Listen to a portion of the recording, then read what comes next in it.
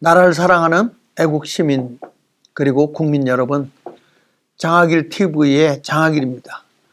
우리가 요즘에 문화 막시즘에 대해서 얘기를 하고 있는데, 특별히 네오 막시즘 또는 문화 막시즘 해서 이 신공산주의 그리고 문화 막시즘, 그래서 이 문화적으로 어떻게 공산주의가 침투해 들어가고 있는지 이런 것들에 대해서 우리가 살펴봤는데, 오늘은 다음 시간에 이어서 주사파가 득세하는 한국 문화 권력자 주사파에 대한 말씀을 한번 나누면서, 우리가 이 성경적 진리와 이 우파의 그 진영에서 다스리고 있는 이런 문화적 활동이 굉장히 사악한 문화 활동이 우리도 모르는 사이에 반기독교, 반하나님, 그리고 반전통주의 혁명으로 이 세상을 바꿔놓고 있다 이거죠.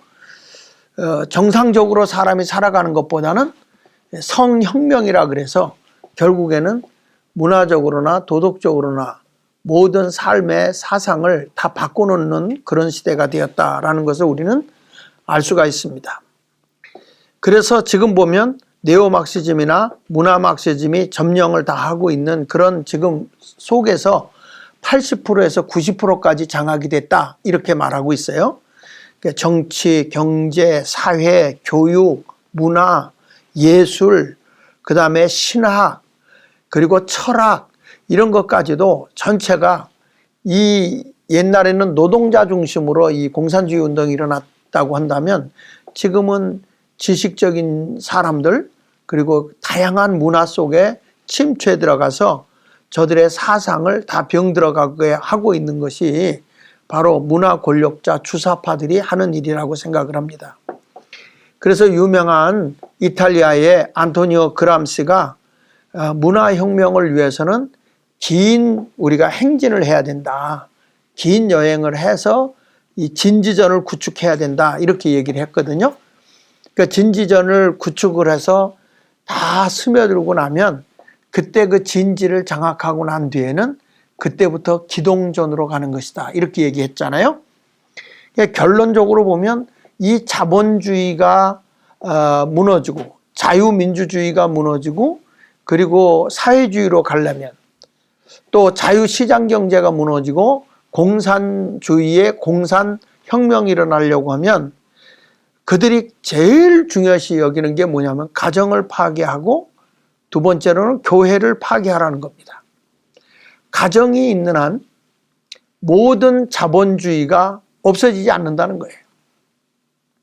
부모의 뒤를 이어서 자식이 잘 되기를 바라는 것이 인지상정이고 사람들의 본 마음 아니겠어요? 그러니까 자식에게 좋은 걸 주고 싶은데 공산주의는 그게 아니잖아요. 다 뺏어서 국가가 나눠준다 하는 거니까. 그러니 가정을 파괴시켜야 된다. 또 하나는 이 교회는, 기독교는 한 생명이 천하보다 귀하잖아요. 근데 저들은 유물론 사상이니까 물질이 더 소중한 거예요. 그러니까 사람의 생명을 소중히 여기지 않는다고요. 기독교는 천하보다도 한 생명이 더 귀하게 생각하고 그런 메시지를 전하잖아요. 근데 이런 것 때문에 저들은 두 번째로 교회 파괴, 다시 말하면 기독교를 파괴하려고 하는 것이죠. 이 문화 권력자들이 공산화를 시키기 위해서 이 주사파에서 김일성 주체 사상, 이런 사상적 주사파들이 하는 것이 뭐냐면 자기들 손아귀에서 따라올 수 있는 공무원을 대량으로 늘리게 되고요. 그리고 복지라는 명목으로 사람들을 다 국가가 다 종부리듯, 너희들 내 말 잘 들으면 너희들 먹고 살게 다 해준다, 이런 식으로 모든 것이 정부 주도하에 움직이게 되는 거죠. 이것이 바로 사회 전체주의를 우리에게 말해주고 있는 것이다 이렇게 생각을 하게 됩니다. 그래서 오늘 제가 여러분들에게 이 사악한 문화운동인 이 반기독교, 반가정을 파괴하는 이 반전통주의 혁명, 성혁명에 대해서, 또는 반하나님의 그 삶, 이런 것들에 대해서 한번 오늘 생각해 보도록 하겠습니다. 지금 우리나라에서 주사파의 정신적 스승들을 얘기하면 1936년도부터 한한상, 그 다음에 백낙천, 그리고 세상을 떴지만 이 정신적 지주라고 하는 이 주사파의 정신적 스승들이 리영이, 그리고 우리가 아는 신용복, 그리고 조정래, 이런 사람들이 결국에는 주사파의 정신적 스승들이었다, 이렇게 우리는 말을 하죠. 이들은 어떻게 주사파의 정신적 스승이 됐느냐 하면 저들이 문학이라든지 또는 비평론, 평론, 문학에 대한 비평, 문학에 대한 어떤 평론 등 인문학을 통해서 시대에 저항하는, 다시 말해서 지성인들의 이상에 대한 욕구와 의식세계를 장악해 들어간 거죠. 그러니까 이 진지전이라고 하는 것은 과거에 이 소련이 공산화됐을 때처럼 노동자라든지 빈민이라든지 하는 이런 프롤레타리아로 이 공산화 혁명을 일으키는 게 아니라 이 지성인들을 통해서 진지전을 구축하고 또는 법조인들, 그리고 여러 학자 그룹이라든지 어떤 기업인들을 통해서 이 문학, 비평, 평론 등 인문학을 통해서 이 시대에 저항하게 하는 거죠. 그러니까 지성인들이 그 생각 이상의 것을 바라보고 그런 것들에 대한 의식세계를 장악하기 위한 욕망에서 생겨나는 것이라고 저는 생각을 해요. 그래서 첫 번째로 우리가 보면 이 한한상이에 대해서 잠깐 생각을 해보게 됐는데, 이 한한상이라는 분은 도대체 어떤 분이냐, 누구냐. 이분은 이제 김영삼 정부 때 18대 부총리 겸 통일원 장관을 했어요. 1993년도죠. 그리고 제3대 민족화해협력범국민협의회 상임의장을 했고요. 2000년도에. 또 김대중 정부 때 초대 부총리 겸 교육부 장관도 했고요. 또 문재인의 싱크탱크 국민성장 상임고문도 했어요. 그리고 3.1운동 및 대한민국 임시정부 수립 100주년 기념사업 추진위원회 위원장까지 한 사람이 바로 이 한한상이라는 사람입니다. 근데 이 사람이 2018년 9월 18일 날 남북정상회담 평양에서 하게 됐는데, 이제 그곳에 가서 이렇게 사진을 찍은 내용이 거기 나오죠. 백낙정, 한한상, 그 다음 문재인, 김정숙, 그리고 북한의 이런 사람들이 가서 사진 찍은 내용이 나옵니다. 이 한한상이가 한 말을 보면 이렇게 말하고 있어요. 1948년 8월 15일은 우리 민족의 해방의 날이 아니라 이 사람이 하는 얘기는 분단의 날이다. 우리는 광복된 적이 없다. 그러니까 우리가 지금 보면 역사의 근본을 무너뜨리잖아요. 그러니까 우리는 8.15 광복절을 지키잖아요. 공휴일로도 지키잖아요. 근데 이 사람들은 아니다. 그날은 분단의 날이다. 광복된 적이 없다. 이런 식으로 이 남한의 그 이승만 정부 때 이 체제적으로 이게 하나가 되지 아니할 때 이 북한이 먼저 이 정부를 세우잖아요. 그리고 나서 우리 대한민국의 남한 정부가 세워졌는데, 이런 것들에 대해서 지금 8.15를 분단의 날이라고 이렇게 정의를 내려요. 그 다음에 문재인 정부를 탄생시킨 것은 그 촛불 시위는 3.1 정신의 부활이었다, 이렇게 얘기를 하거든요. 근데 우리가 알듯이 탄핵된 박근혜 대통령을 저들이 결국에는 저격을 하고 아버지 저격 사건을 반면교사로 삼았어야 불행한 일이 없었을 것이다, 이렇게 말을 하고 있지만, 이 한한상이라고 하는 이 사람이 지금 이렇게 박근혜 탄핵에 대해서 이제 굉장히 이것은 좋게 3.1 운동의 하나다, 부활한 거다, 이렇게 얘기를 하지만, 지금 역사적으로 보면 여러분, 우리 박근혜 대통령은 이 주사파 세력들의 모함, 주사파 세력들의 잘못된 그런 그 언론 플레이로 인해서 이게 거짓된 거였다는 게 다 판결나지 않았습니까? 바로 이런 것들이죠. 이 문화 막시즘이라고 하는 이런 것들이 결국에 가서는 거짓된 세계를 만들어 간다는 거예요.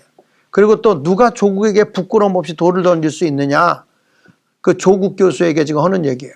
조국이 무슨 잘못을 했는지 잘 모르겠다 이러면서 자기 편을 옹호하고 들어가잖아요. 뿐만 아니라 한국 사회와 교회가 북한을 악마해 비난하던 70년의 과거를 반성해야 된다. 결국 청산해야 할 제1적폐는 남북분단이다 하면서 굉장히 친북 성향으로 이렇게 흘러가고 있는 것을 볼 수 있어요. 그러니까 이런 모든 것을 보게 되면 바로 이 문화 막시즘이라고 하는 이 자체가 우리 대한민국에서는 주사파에 의해서 이런 것들이 일어나게 됐다는 것을 보여주고 있습니다.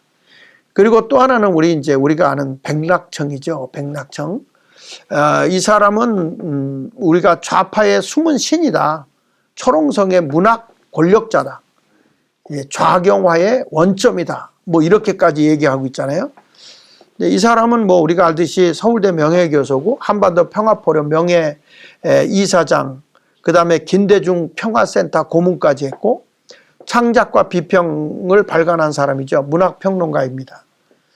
좌파 총컨트롤 타워인 원탁회의의 자장이라고 불려지고 있을 정도로 바로 이 문재인이가 그 백낙청 선생님을 뭐라고 얘기했죠? 나의 사상적 스승이다. 나의 사상적 스승이 백낙청이다. 이렇게까지 얘기했어요. 그러니까 한마디로 하면 좌파를 총컨트롤하는 타워가 이 백낙청이라는 사람이죠.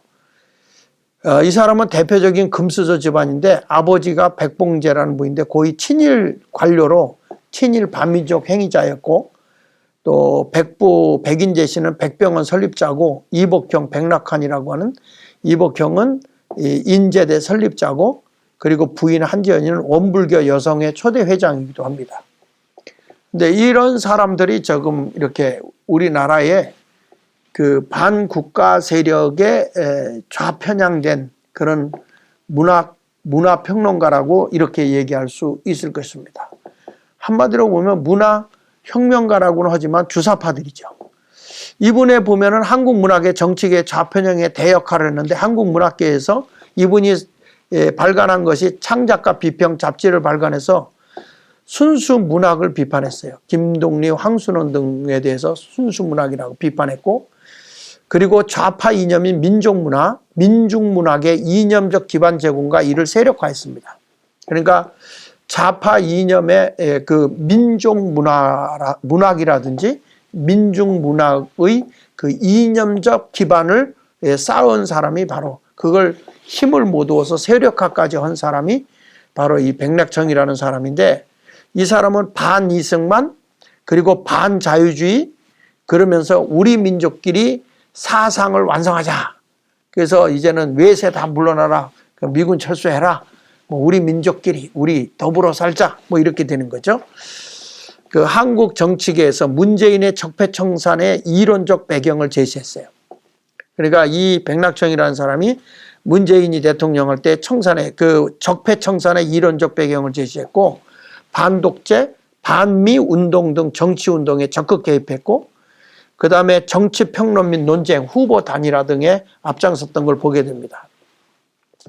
그러면서 이분이 강조하는 게 뭐냐면 노동자들이 단결해서 적에 대항해야 한다. 여기서 적이라는 게 뭐냐면 자본주의, 자유민주주의라든지 자유시장경제라든지 이런 자본주의 사회에 대해서는 적극적으로 우리가 적으로 알고 대항해야 된다. 그래서 개인이든지 또 사기업, 개인 기업이든지 그 생산 수단을 소유할 수 있고 마음대로 벌어 원하는 대로 가져갈 수는 있지만 자본주의가 그런 거잖아요. 개인적으로 자기 사업을 할 수 있고 생산도 해낼 수 있고 내 뜻대로 벌어서 내가 그것을 소유할 수 있잖아요. 이런 것들에 대해서 적대감을 가지고 있었던 사람이 바로 이 백낙청이라는 사람입니다. 그래서 여기 보면 창작가 비평에서 창비에서도 보면 뭐 여기 28살 때에 뭐 1961월에 창간한 개간 문해지고요.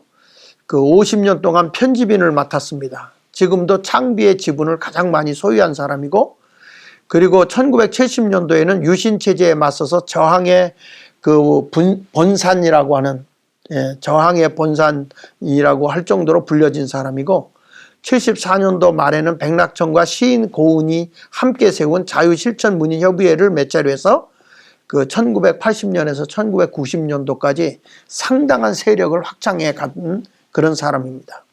2007년도에는 그 한국작가회의로 명칭을 바꾸고 문화예술계 장악을 하면서 민중문화운동의 불길을 영화, 미술, 출판, 공연 이런 것에다가 다 확대했던 사람이 바로 이 사람입니다. 그래서 우리나라에 영화 같은 데 보면 굉장히 작용화되어 있는 것을 우리가 볼 수 있고요. 그 다음에 국사학, 정치학, 철학, 사회학 등 인문사회과학까지도 이 칼 막시즘의 그런 좌파 학풍을 물들게 한 사람이 바로 이 사람이죠. 그러니까 신말은 뭐라고까지 얘기하냐면 바로 그 마르크시즘의 좌파 학풍을 물리게 만든 뿌리이면서도 이 자궁과 같은 존재다. 이런 사람이 백낙청이다. 이렇게 이야기를 합니다. 그래서 이 사람의 영향을 받아서 주사파가 영화를 만들잖아요.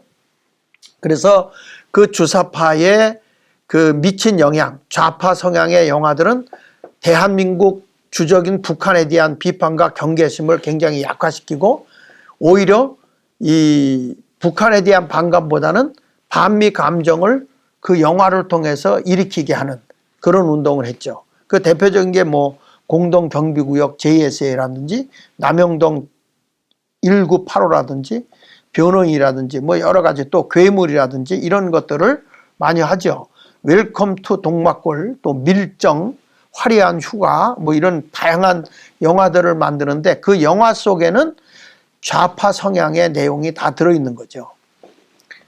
그래서 결국에는 이런 운동이 교회 내적 붕괴를 가져오게 되죠. 그래서 학교도 결국에는 학교 기도회가 포기되어지게 되고 교회가 사회활동하던 것들도 다 내려놓게 되고 그리고 이 교회가 정치적 발언을 하면은 굉장히 공격을 당하게 되죠.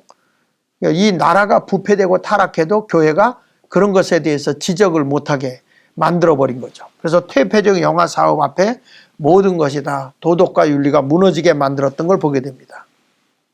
그래서 지금 우리가 보면 교회가 다시 한번 이 부흥과 개혁을 하지 못하면 다시 말하면 갱신을 하지 못하면 기독교 문화를 찾아오기가 상당히 어렵게 만들어져 있다. 이것을 보게 됩니다. 그래서 이 문화혁명, 이 주사파로 물들어버린 이 문화혁명을 어떻게 우리가 바꿔야 될 것이냐 하는 것들에 대해서 우리는 좀 깊이 생각해 봐야 될 거라고 생각합니다. 그가 한 말 가운데 아주 이런 말들이 있어요. 2017년 창작가 비평에서 한 말인데 촛불혁명이 궁극적으로 승리하려면 분단체제에 기생하여 국정농단을 일삼는 자들을 단죄해야 한다. 다시 말하면 적폐청산해야 된다. 이렇게 얘기를 하거든요. 그러니까 촛불혁명을 승리하기 위해서는 이 분단체제에 기생하고 있는 다시 말하면 우리 이 자유민주주의를 추앙하는 자들을 다 단죄하고 청산해야 된다. 이렇게 얘기하고 있어요. 그 다음에 남과 북은 남측의 연합제한과 북측의 낮은 단계 연방제한이 공통성이 있음을 인정하고 이 방향에서 통일을 지향시켜야 한다. 이렇게 얘기하거든요. 공동선언 당시에 이가 연방제 통일을 얘기한단 말이에요. 근데 우리가 보면 지금 우리나라에 만약에 우리가 이 100명, 저쪽 100명 한다고 그러면은 이 남한에 있는 그 국회의원하고 북한에 있는 국회의원 100명 한다 그러면 이미 주사파가 남한은 장악을 다 하고 있기 때문에 결국에는 이 낮은 단계의 연방제라고 하지만 이게 친북 세력들에 의해서 북한으로 넘어가고 마는 겁니다. 지금도 보면은 우리나라가 자유민주주의지만 지금 자유민주주의입니까? 지금 국회에서 하는 거 보십시오. 이미 주사파 세력들이 다 진지전을 구축하고 장악을 해가지고 지금 이게 이 작은 수의 다른 당은 인정도 안 해요. 토론도 안 하고 대화도 안 하고 협의도 없어요. 일명 그냥 독재를 하고 있는 거죠. 바로 이런 단계로 가겠다는 게 바로 북한으로 나라를 바치겠다 이런 생각을 하고 있는 거거든요.